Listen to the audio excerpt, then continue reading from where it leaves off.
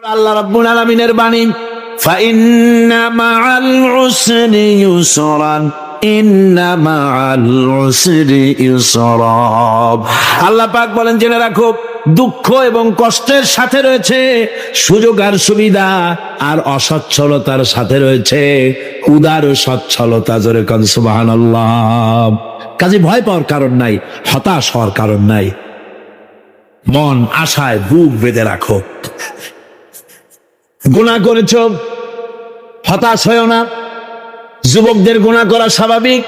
ইউনিভার্সিটির ছাত্র, কলেজের ছাত্র, প্রফেসর, শিক্ষক, অফিসার ঘুষ খেয়েছেন, জেনা করা হয়েছে, মদ খাওয়া হয়েছে, মিথ্যা কথা বলা হয়েছে, যাই কিছু করেন না কেন ভয় পাওয়ার কারণ নাই, নিরাশ হওয়ার কোনো দরকার নাই। আল্লাহ পাক ডেকে বলেছেন, কুল ইয়া ইবাদিয়াল্লাযীনা আসরাফু আলা আনফুসিহিম লা তাকনাতু মির রাহমাতিল্লাহ। আরে আমার আল্লাহর মতো এত ভালো আর কেউ আছে? এত দরদ আর কারো আছে? আমার আল্লাহ বলেন, ও নবী, আপনি শুনায় দেন, হে আল্লাহর বান্দারা, তোমরা যারা নিজেদের উপরে বাড়াবাড়ি করেছো, নিজেদের উপরে জুলুম করেছো, অত্যাচার করেছো, আমি আল্লাহর রহমত থেকে নিরাশ হয়ে যেও না।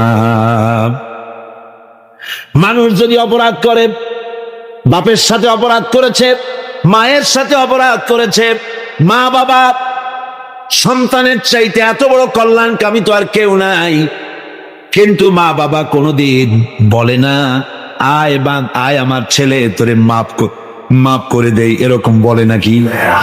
মন চায় ছেলে যদি মাপ চাইতো, খুশি হয়ে মাফ করে দিতাম, কিন্তু কেন যে আসে না, ডাকে না যে আয় মাফ করে দেই। মা বাপ আপনাকে এত ভালোবাসে, সেই মা বাপও আপনাকে বলে না যে আয় মাফ করে দেই।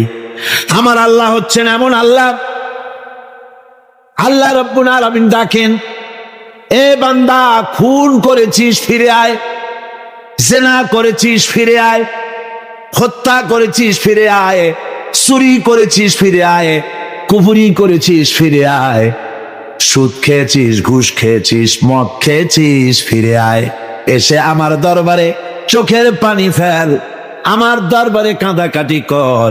ইন্নাল্লাহা ইয়াগফিরুয যুনুবা জামিআ ইন্নাহু হুয়াল গফুরুর রহিম।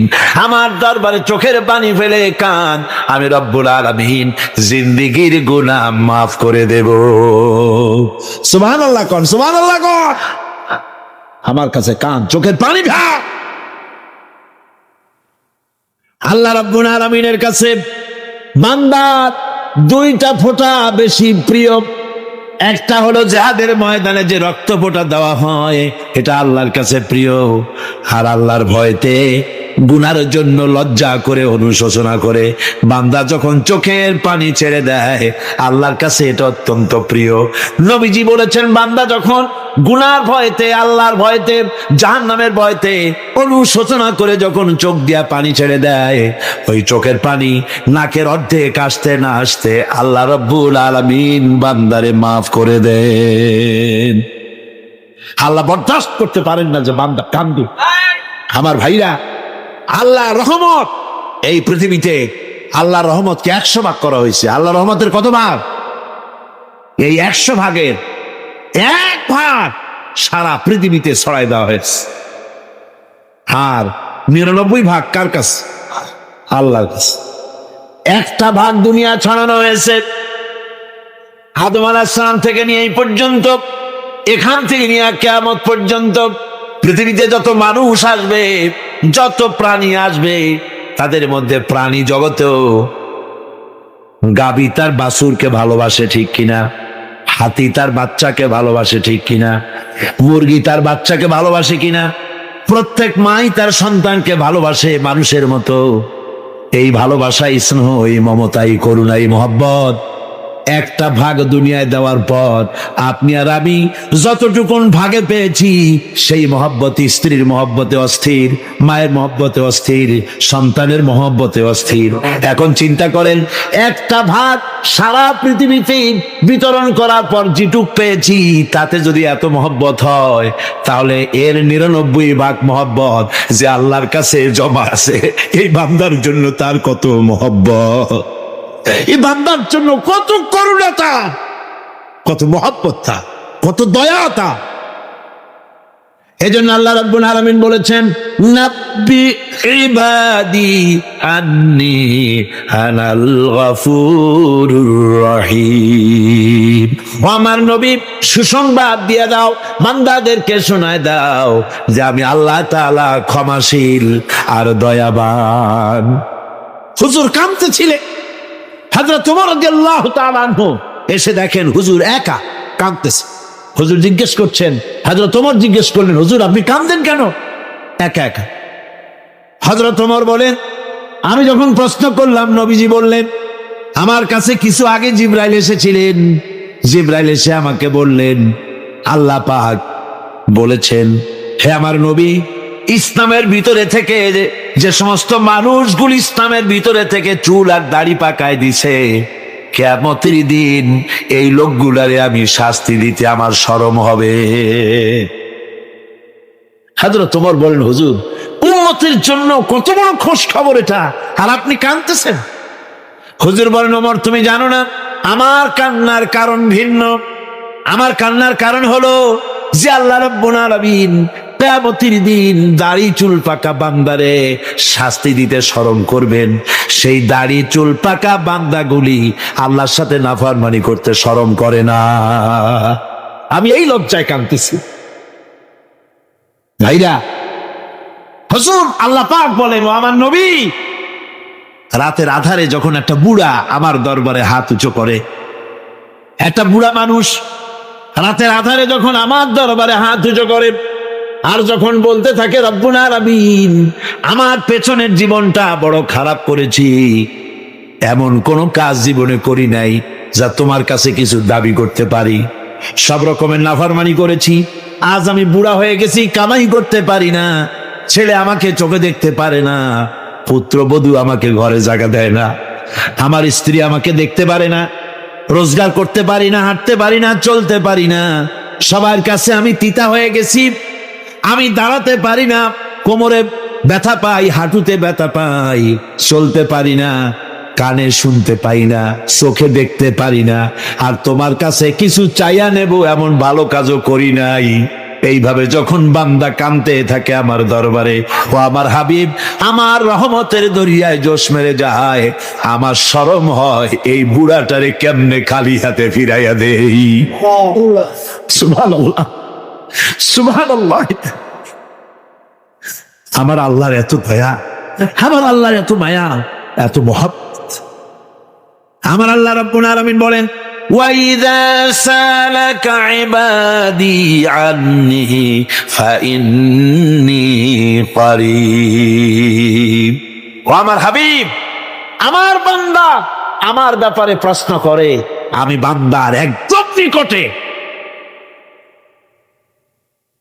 কোরআন শরীফের ভিতরে যত জায়গায় রাসূলকে বলা হয়েছে সুয়ালের কথা, আপনাকে প্রশ্ন করা হয়, আল্লাহ তার জবাব কুল এই কথা বলে জবাব দিয়েছেন। যত জায়গায় সুয়াল এসেছে, যেমন কোরআনে কারীমের মধ্যে আল্লাহ পাক বলেন, ওয়ায়াসআলুনাকা আনিল মাহিদ, মেয়েদের হায়েজ সম্পর্কে জিজ্ঞাসা করা হয়, কুল হিয়া আযা, হে নবী আপনি বলুন। এভাবে করে কুল দিয়ে জবাব দেওয়া হচ্ছে। আবার প্রশ্ন করা হচ্ছে, ওয়ায়াসআলুনাকা আনিল আনফাল, এই গনিমতের মাল সম্পর্কে হুজুর আপনাকে, হে নবী আপনাকে প্রশ্ন করা হয়। আল্লাহ কুল দিয়া জবাব দিলেন, আল্লাহ বলেন আপনি বলেন।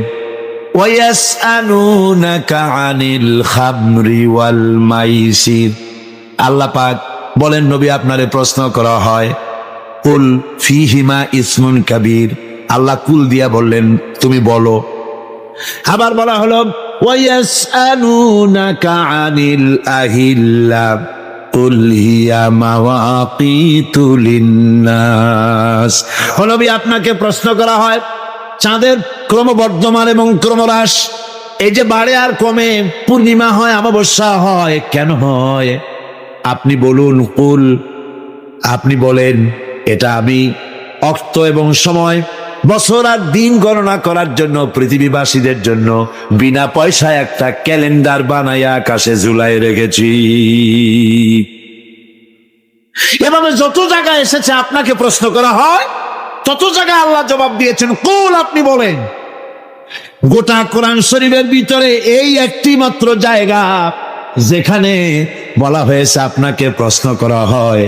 আল্লাহ এখানে বলতে পারতেন কুল, আপনি বলেন, আল্লাহ তোমাদের নিকটবর্তী, এভাবে জবাব হয় নাই।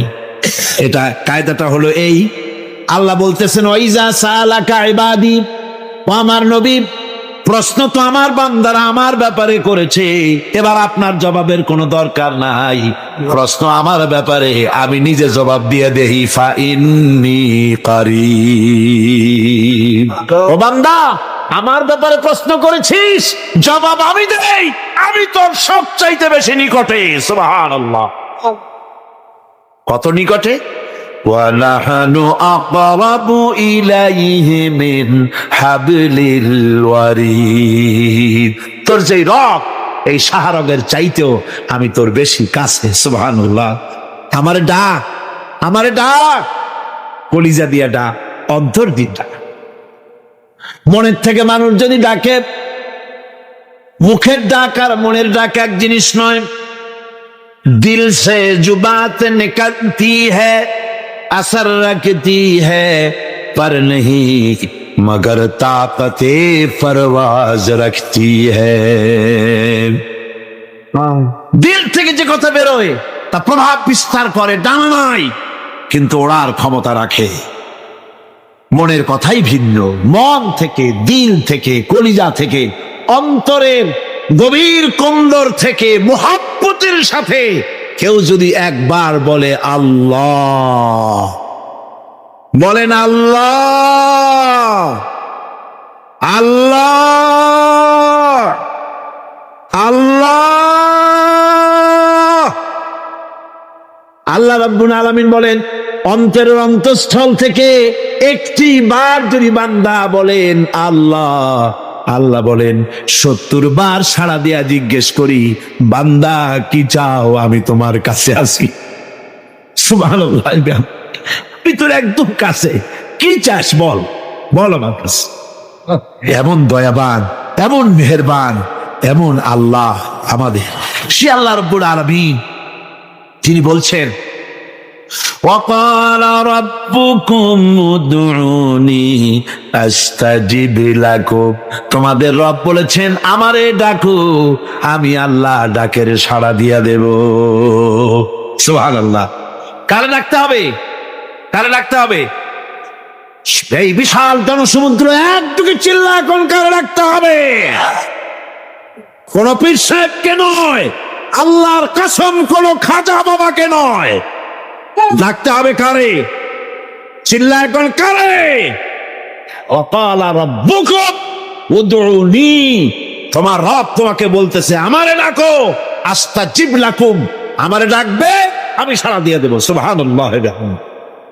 আল্লাহকে ডাকেন, কি চাই আপনার বলেন, কি চাই? আল্লাহর কাছে চান, আল্লাহ দিয়ে দিবে।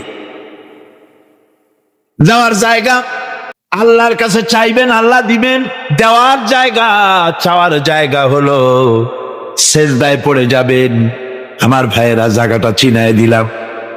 মাজারে যাওয়া লাগবে না, কবরে যাওয়া লাগবে না। 2 রাকাত নামাজ পড়ে সেজদায় পড়ে গিয়া যত বিপদ আছে, মুসিবত আছে, সেজদার মধ্যে চোখের পানি ছেড়ে দেন আর কেন্দে কেন্দে জীবনের কথা বলেন। আল্লাহ রাব্বুল আলামিন আপনার আওয়াজ শুনবেন আর দোয়া কবুল করে নিবেন। কামতে হবে আল্লাহর কাছে। কার কাছে? আল্লাহ। সুম্মা ইস্তাগফিরুল্লাহ, আর এরপরে সে যদি আমি আল্লাহর কাছে ক্ষমা চাই, ইয়াজিদিল্লাহ গাফুরার রহিমা, সে আমি আল্লাহকে গফুর এবং রহিম হিসাবে পাবে। সুবহানাল্লাহ। আল্লাহকে গফুর এবং রহিম হিসাবে পাওয়া যাবে। সব আল্লাহকে বলতে হবে, গুনাহ মাফ চাইতে হবে। এই জন্য হুজুর সাল্লাল্লাহু আলাইহি ওয়াসাল্লাম দৈনিক 100 বার তওবা পড়তেন। কোন হাদিসে আছে 70 বার, কোন হাদিসে আছে 100 বার তওবা পড়তেন। নামাজের পরে তো প্রত্যেক নামাজই পড়তেন হুজুর, সালাম ফিরাতেন আর সাথে সাথে বলতেন আল্লাহু আকবার, আস্তাগফিরুল্লাহ, আস্তাগফিরুল্লাহ, আস্তাগফিরুল্লাহ। মনে থাকবে আপনাদের? মনে থাকবে? সালাম ফিরাইয়া কি বলবে? না, সালাম ফিরাবার সাথে সাথে বলবেন আল্লাহু আকবার, তারপরে পড়বেন আস্তাগফিরুল্লাহ, আস্তাগফিরুল্লাহ, আস্তাগফিরুল্লাহ। তওবা পড়বেন, আল্লাহর কাছে সবসময় গুনাহ মাফ চাইতে থাকবেন, বিনীত থাকবেন। আল্লাহকে পাওয়া যাবে, তাকে রহিম হিসেবে পাওয়া যাবে। সুতরাং ঈমান বিল্লাহ, আল্লাহর প্রতি ঈমান আনলে পরে চতুর্থ নম্বরে যে উপকারটা হবে সেটা হলো হতাশায় ভুগবে না, নিরাশায় ভুগবে না, আশায় বুক বেঁধে উঠবে, ঈমান মজবুত হবে, আল্লাহর কাছে মানুষ বিনয়ী হয়ে যাবে। এবার পঞ্চম নম্বরের উপকার আমি বলছিলাম, ঈমান বিল্লাহ, আল্লাহর প্রতি ঈমান আনলে পরে অসংখ্য উপকার হয়, অসংখ্য বৈশিষ্ট্য আছে। এর 6টা উপকারের কথা আমি বলবো। কয়টা? অসংখ্য উপকারের ভিতরে প্রধান 6টি উপকারের কথা বলবো। এর বললাম কয়টা? 4টে বলছি। এবার বলো পঞ্চম উপকারের কথা। আল্লাহর প্রতি আপনি পূর্ব পশ্চিমে কতবার মুখ ঘোরালেন, এটাই কিন্তু আপনার আসল সৎ কাজ নয়। আসল সৎ কাজ হলো আল্লাহর প্রতি ঈমান আনা। এই ঈমানের ব্যাপারে 3টা দিন আমরা পার করে দিলাম, এখনো কথা শেষ হয় নাই। আল্লাহর প্রতি ঈমান আনলে পরে যে উপকারটা হবে পঞ্চম নম্বরে, সেটা হলো কঠোর এবং কঠিন বিপদের ভিতরে বান্দার ভিতরে অবিচলতা এবং ধৈর্যের সৃষ্টি হয়ে যাবে। আলহামদুলিল্লাহ। কঠিন বিপদ মুসিবত আসলে পরে সে অবিচল থাকবে। সারা দুনিয়ার বিপদ আপদ, শত্রুতা, দুঃখ, কষ্ট, মুসিবত, জুলুম, নির্যাতন সবকিছু পাহাড়ের মতো উঁচু হয়ে তাকে ঘিরে ফেলবে, কিন্তু তাকে এক চুলও নাড়াতে পারবে না। আলহামদুলিল্লাহ। সারা পৃথিবী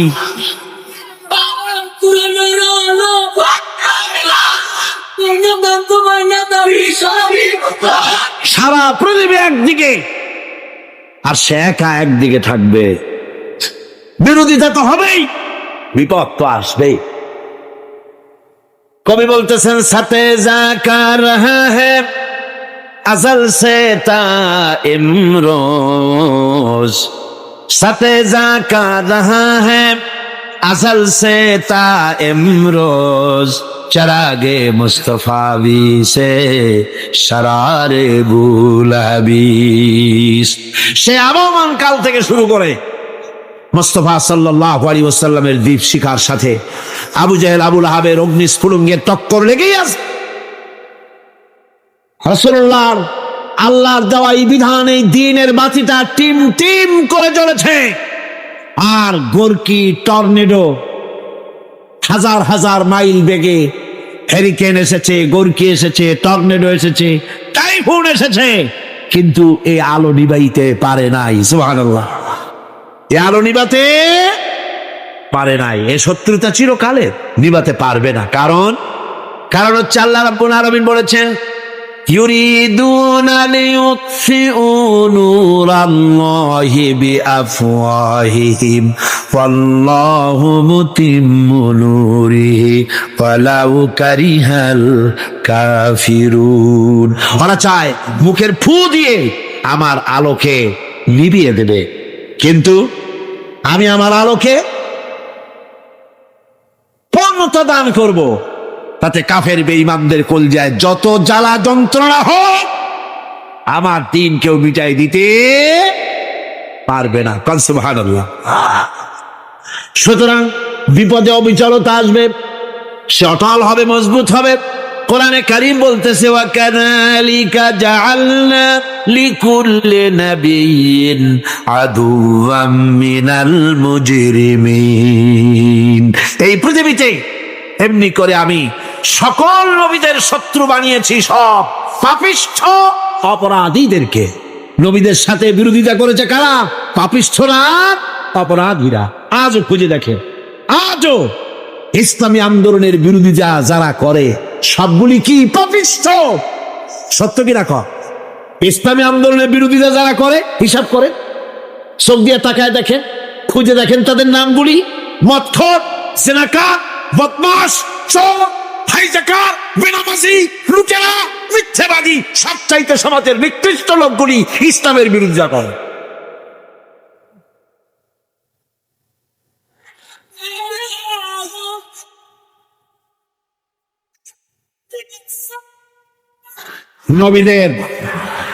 নবীদের শত্রু আল্লাহ বলেন সব যুগে নবীদের সাথে শত্রুতা করেছে পাপিষ্ঠরা।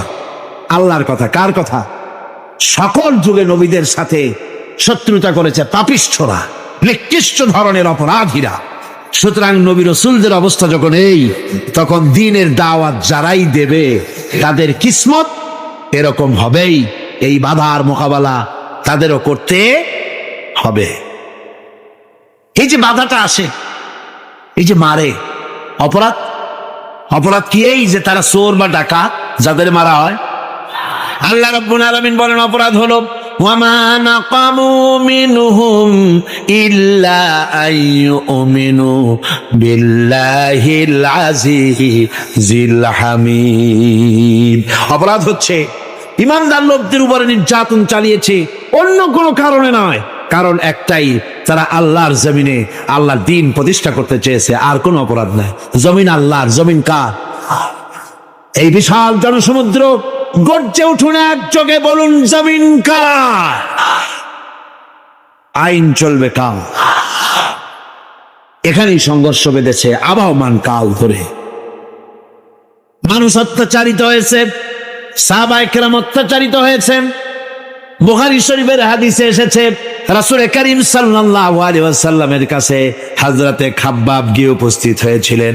হযরতে খাব্বাব বলেন, হাদিসটা এভাবে লেখা হয়েছে বুখারীতে, ওয়ান খাব্বাব বিন আরিদ রাদিয়াল্লাহু তাআলা আনহু قال شكونا إلى رسول الله صلى الله عليه وسلم وهو متوسد بردة له في ظل الكعبة।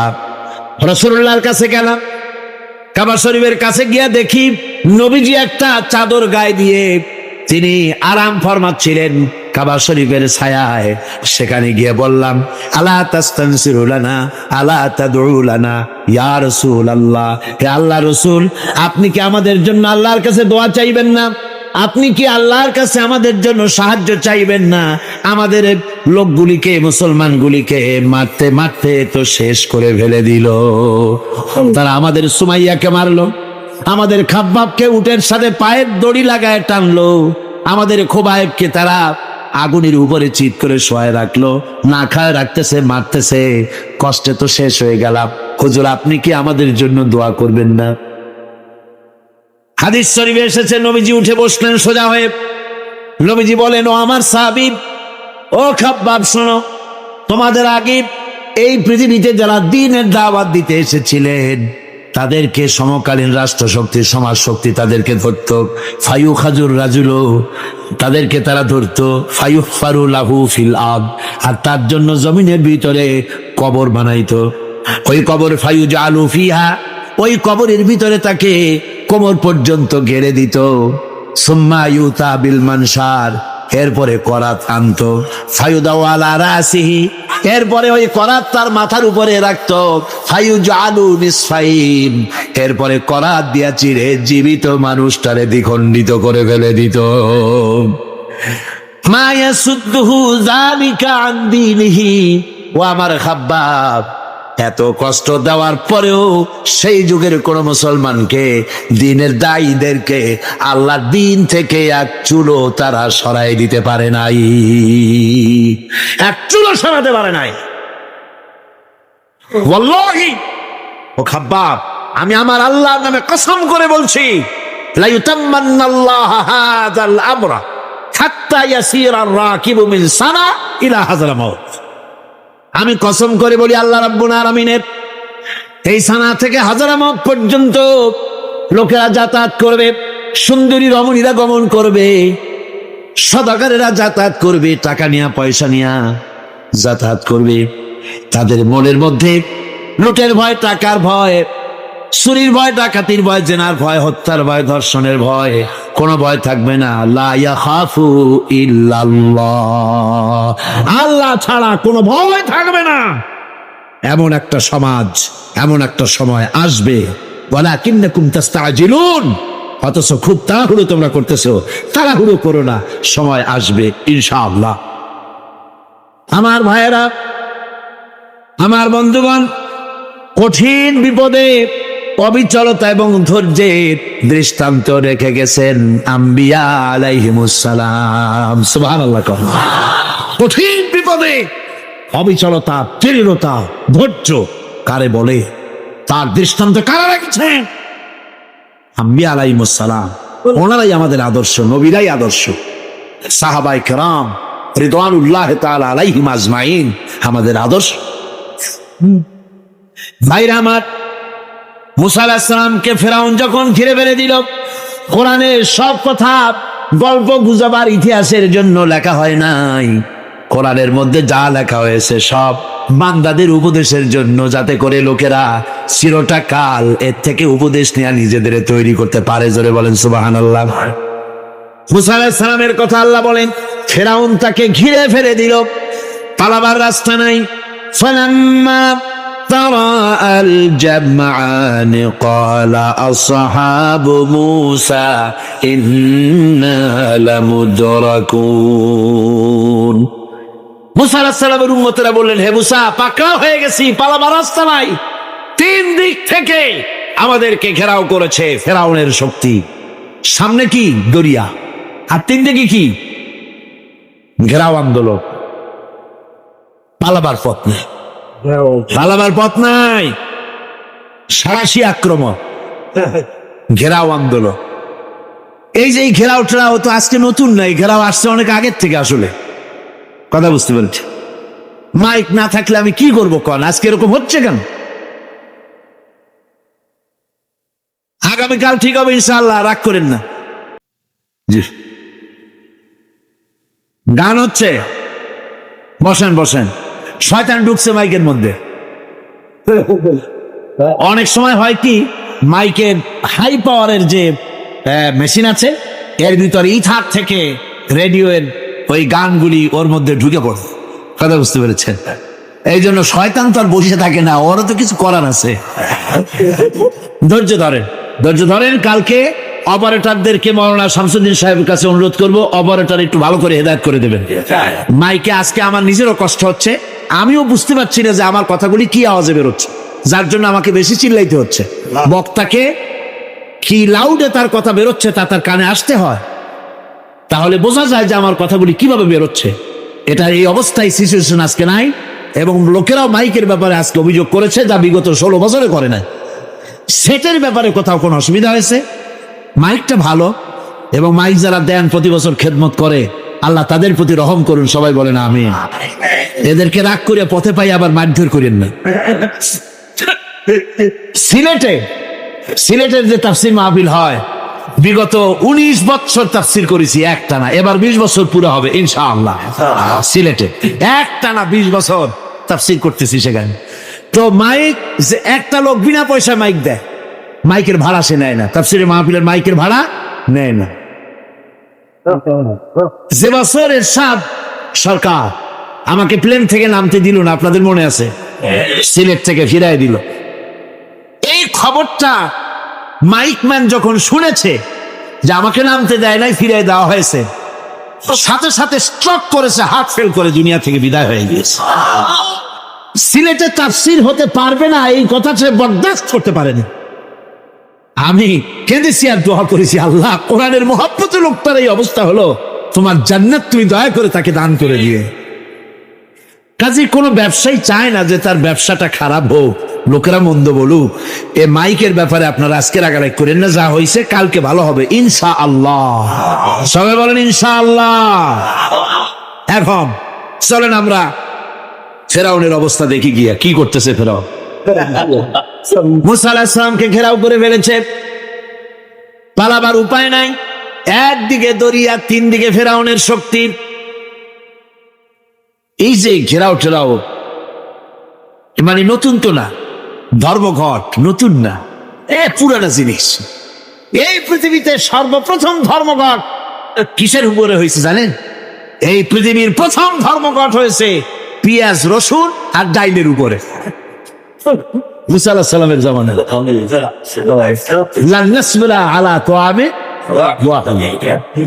আমরা এক রকমের খাদ্য আর খাবো না, আমাদের পেঁয়াজ দেওয়া লাগবে, ডাল দেওয়া লাগবে, রসুন দেওয়া লাগবে। সর্বপ্রথম ধর্মঘট হয় মুসা আলাইহিস সালামের জামানা, সেখান থেকে শুরু হয়েছে। কিন্তু মশাল মিছিল যে আসলো কই থেকে, এইটা আমি খুঁজে পাইনি। পরে প্রত্যেকটা জিনিসের তো ইতিহাস আছে, আমি খুঁজতে খুঁজতে পেলাম। আমি জানি না এর ইতিহাস মূলে কোথায়, কিন্তু আমি যতদূর খুঁজে পাইছি সেটা হলো মশাল মিছিলের আবিষ্কার হয়েছে লঙ্কায় রাবণের সময়। হনুমানের লেজে আগুন দিয়া তারপরে লঙ্কা কাণ্ড ঘষালো, নামই আছে লঙ্কা কাণ্ড। হনুমানেরা লেজে আগুন দিয়ে রাবণ যে লঙ্কায় মশাল মিছিল করেছিল হনুমানদের দিয়া, ওই হনুমানের ওই সিস্টেমটা এখনো আমাদের দেশে চালু আছে। এইটা আসলে কোন ভদ্রলোকের এই মিছিল হওয়া উচিত না। আগুন নিয়ে কিসের মিছিল? আগুন হলো জাহান্নামের প্রতীক। আগুন কিসের প্রতীক? জাহান্নামের প্রতীক। যদিও আমাদের উপকারে লাগে, কাজে লাগে। সুতরাং আমরা যা করব, প্রত্যেকটা জিনিসের পেছনে সুন্নতে নববীর কোনো না কিছু থাকতে হবে। কথা বুঝতে পেরেছেন? তিন দিক থেকে ঘেরাও হয়ে গেছে, পালাবার কোনো রাস্তা। হযরতে মুসা আলাইহিস সালামের কাছে উম্মতেরা বললেন, পালাবার তো কোনো পথ নাই, এখন উপায়টা কি? আমাদের তো আর উপায় নাই। মুসা আলাইহিস সালাম দেখেন বিপদে পড়ে গেছেন, কিন্তু ধৈর্য হারান নাই, ভয় পান নাই। ভয় পাইছিলেন? ভয় পেয়েছেন? প্রশ্নই ওঠে না। মুসা আলাইহিস সালাম আল্লাহ পাক যাদেরকে বলেছেন উলুল আযম রাসূল, যাদের বলেছেন তার মধ্যে হযরত মুসা একজন উলুল আযম পয়গম্বর। সাতটিখানি কথা না, আল্লাহ কথা বলছেন তার সাথে, কালিমুল্লাহ তিনি। সুবহানাল্লাহ। মুসা আলাইহিস সালাম শোনালেন, কাল্লা ইন্না মাইয়া রাব্বি সায়াহদিন। কখনো নয়, আমার উম্মতেরা ভয় পেও না, আমার রব অবশ্যই আমাকে পথ দেখাবে। সুবহানাল্লাহ। তিন দিক থেকে শত্রু, একদিকে দরিয়া, পালাবার কোন রাস্তা নাই। সেখানে দৃঢ়তার সাথে তিনি বলছেন, অবশ্যই আমার আল্লাহ আমারে পথ দেখাবে। সুবহানাল্লাহ। নবীরা এই দৃঢ়তা দেখিয়েছেন, অবিচলতা দেখাইছেন। আল্লাহ পাক মুসা আলাইহিস সালাম যখন এই দৃঢ়তা দেখালেন, এই অবিচলতা দেখালেন, সঙ্গে সঙ্গে জিবরাইল এসে হাজির হয়ে গেলেন। আল্লাহ পাক বলেন, ফাআওহাইনা ইলা মূসা আন আদরিব বিআসাকাল বাহরা ফানফালাকা ফাকানা কুল্লু ফিরকিন কাত্তাউদিল আযীম। মুসা আলাইহিস সালামকে আমি ওহী নাযিল করলাম, তাকে বললাম হাতে যে লাঠি আছে, এই লাঠি দিয়ে আঘাত করো দরিয়ার উপরে। দরিয়ার উপরে আঘাত করলেন, একটা রাস্তা হয় নাই, 12টা রাস্তা তৈরি হয়ে গেল। আর দেওয়ালগুলা পাহাড়ের মতো উঁচা হয়ে গেল। দরিয়ার ভিতরে পাহাড়ের মতো উঁচা, মজবুত 12টা রাস্তা। এবার মুসা আলাইহিস সালাম তার দলবল নিয়ে চললেন। আল্লাহ রাব্বুল আলামিন বলেন, ওয়া আনজাইনা মূসা ওয়া মান মাআহু আজমাইন। মুসা এবং তার সাথী সঙ্গীদেরকে আমি পার করে দিলাম। মুসা আলাইহিস সালাম এবং তার সাথী সঙ্গী নিয়ে যখন দরিয়ার মাঝখানে আসছে, ফেরাউন তার দলবল নিয়ে এসে গেছে। আসে দেখে নদীর মধ্যে রাস্তা। বাবা, খুব তো কায়দা। ও মনে করছে ওর বাজানের তৈরি করা ডিস্ট্রিক্ট বোর্ডের রাস্তা। ওর লোকজন নিয়ে নেমে গেছে দরিয়ার ভিতরে, ও আসছে মাঝখানে, মুসা আলাইহিস সালাম চলে গেছেন ওপা, দরিয়া পা। মাঝখানে যখন এসে গেল, আল্লাহ রাব্বুল আলামিন পানিকে অর্ডার করলেন কুন। আল্লাহ তো বটন টেপা লাগে না, মুখ দিয়া কোনো হুকুম করা লাগে না, শুধু বলেন কুন। যে ব্যাপারে কুন বলেন ফায়াকুন, সাথে সাথে হয়ে যায়। আল্লাহ বললেন কুন, আর অমনি রাস্তা বন্ধ হয়ে গেল। এবার তুফান শুরু হয়েছে নদীতে, ঢেউয়ের উপরে ঢেউ, মৌজুন কাল জিবাল, পাহাড়ের মতো উঁচু হয়ে হয়ে ঢেউ আসতেছে। দলবল ঘোড়া আর অস্ত্রপাতি যা ছিল সব মরে শেষ। এবার ফেরাউন একা উপরে ওঠে আর নিচে নামে, পানি খেতে খেতে পেটের কাম সারা, জনমের খাওয়া খাইছে পানি। এখন যান যা, বাঁচবার আর উপায় না, বাঁচবার আর উপায় নাই। ফেরাউন তার নিজের জীবন সম্পর্কে হতাশ হয়ে গেল। এবার ফেরাউন বলতেছে, আমানতু আন্নাহু লা ইলাহা ইল্লাল্লাযী আমানাত বিহি বানু ইসরাঈল। আমি ঈমান আনলাম, আমি ঈমান আনলাম আল্লাহ ছাড়া কোন ইলাহা নাই। ওই আল্লাহর উপর ঈমান আনলাম যে আল্লাহর উপরে ঈমান এনেছে বনি ইসরাঈলেরা। আল্লাহ যাতে ঠিক পায় যে কোন আল্লাহর উপর ঈমান আনছে। বনি ইসরাঈলের আল্লাহর উপর ঈমান আনলাম। আল্লাহ, এই তো মুসলমান হয়ে গেছি, এরপরও আমার সুবাও কেন? আল্লাহ রাব্বুল আলামিন জবাবে বলেন, আল আন, এখন ওয়াকাদ আসাইতা ক্বাবলু ওয়া কুনতা মিনাল মুফসিদিন। এখন ঈমান আনার কথা বলছো, অথচ যুগের পর যুগ, বছরের পর বছর ধরে আমার মানুষের উপরে মন গড়া দিন চালায়েছ, আমার পয়গম্বরের সাথে বেয়াদবি করেছ।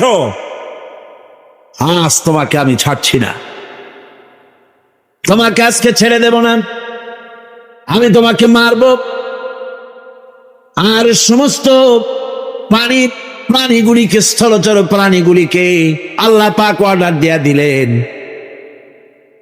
এই ফেরাউনের লাশকে ডুবাবি না, পচাবি না, খাবি না। আল ইয়াউমা নুনাজ্জিকা বিবাদানিক, আমি তোমার শরীরে বাঁচায় দেব। পোকে খাবে না, পানিতে পচবে না, মাছে খাবে না, কুমিরে খাবে না, দুনিয়ার কোনো পশুতে খাবে না।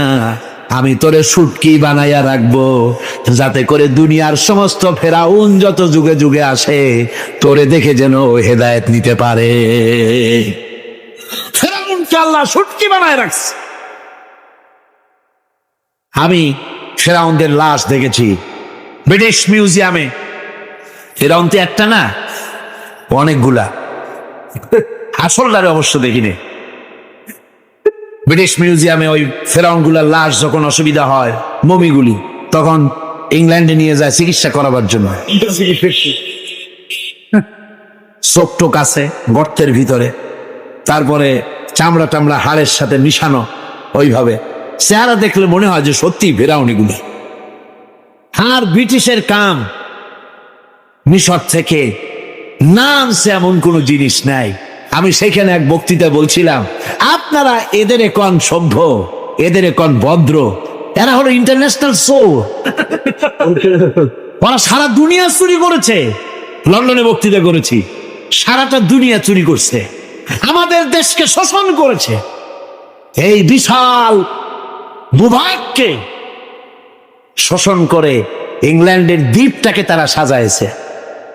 তারা ময়ূর সিংহাসনের, শাহজাহানের ময়ূর সিংহাসনের ময়ূরের বাম চোখে কোহিনূর মণি লাগাইছিলেন।